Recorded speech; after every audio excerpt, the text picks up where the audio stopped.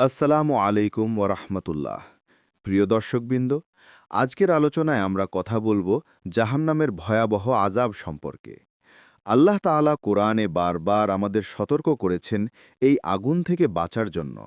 আজ আমরা কোরআন ও হাদিসের আলোকে জানব জাহান্নাম কেমন হবে, এর আযাব কতটা ভয়ঙ্কর, আর কারা সেখানে যাবে।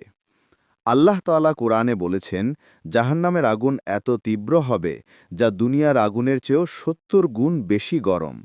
এক মুহূর্তের জন্যেও সেই আগুনে দাঁড়ানো অসম্ভব হবে। সেখানে আগুন শুধু পোড়াবে না, ভেতর থেকে হাড় পর্যন্ত জ্বালিয়ে দেবে। ত্বক যখনই পুড়ে যাবে, তখন নতুন করে আরেকটি ত্বক তৈরি করে দেয়া হবে, যেন আযাব ভোগ করতে থাকে। জাহান্নামের লোকদের জন্য কোনো শান্তি নেই। তারা ক্ষুধার্ত হবে, কিন্তু তাদের খাবার হবে জাক্কুম গাছের ফল। কুরআনে বলা হয়েছে, জাক্কুমের ফল হবে নরকের আগুনের মতো, খেলে পেট জ্বালিয়ে দেবে। আর পানীয় হিসাবে তাদের দেয়া হবে ফুটন্ত পানি, গলিত পুঁজ আর রক্ত। তারা সেই পানীয় পান করবে, কিন্তু তৃষ্ণা কখনো মিটবে না। কোরআনে এসেছে জাহান্নামের ৭টি দরজা রয়েছে। প্রতিটি দরজা দিয়ে যাবে ভিন্ন ভিন্ন গুনাহগারদের দল।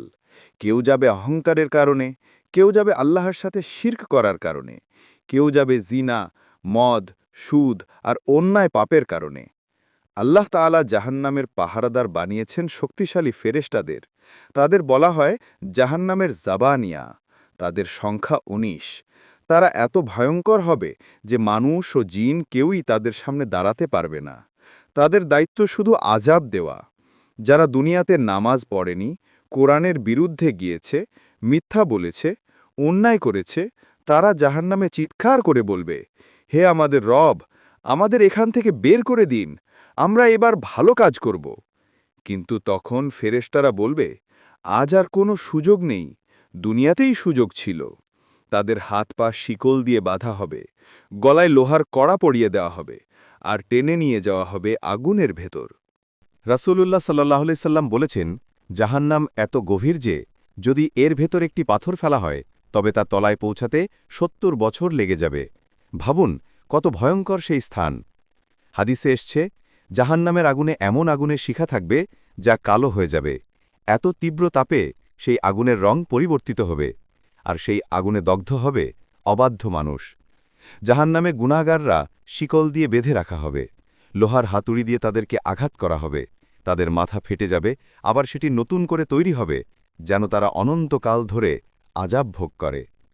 প্রিয় ভাই ও বোনেরা, জাহান্নামের ভেতরে থাকবে আগুনের বিছানা, আর ওপরে থাকবে আগুনের কম্বল। চারপাশে আগুন ছাড়া আর কিছুই থাকবে না। তারা চিৎকার করবে, আর্তনাদ করবে, কিন্তু কেউ তাদের সাহায্যে আসবে না।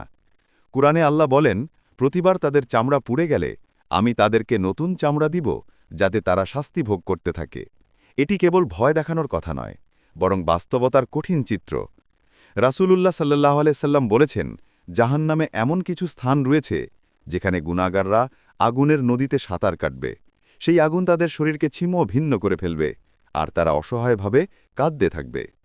প্রিয় দর্শকবৃন্দ, জাহান্নামের ভেতরে বিভিন্ন স্তর রয়েছে, যেমন লাজা, হুতামা, সাঈর, সাকার, জাহিম, হাউইয়া। প্রতিটি স্তরে থাকবে ভিন্ন ভিন্ন ধরনের শাস্তি। যারা যত বড় গুনাহ করবে তাদেরকে সেই অনুযায়ী ভয়ঙ্কর স্তরে নিক্ষেপ করা হবে। একটি হাদিসে রাসূলুল্লাহ সাল্লাল্লাহু আলাইহি ওয়াসাল্লাম বলেছেন, সবচেয়ে হালকা শাস্তি পাবে যে মানুষ, তার পায়ের নিচে রাখা হবে আগুনের জুতো, তাতেই তার মস্তিষ্ক ফুটতে থাকবে, অথচ এটি হবে সবচেয়ে হালকা শাস্তি। তাহলে অন্যদের অবস্থা কত ভয়ঙ্কর হবে তা আমরা কল্পনাও করতে পারি না। হাদিসে আরও এসেছে, জাহান্নামের মানুষরা কাঁদতে থাকবে এতটাই যে তাদের চোখ থেকে রক্ত আর পানি মিশে বের হবে। যদি সেই কান্নার পানি দুনিয়ায় পাঠানো হয়, তবে পুরো দুনিয়া সেই পানিতে ডুবে যাবে।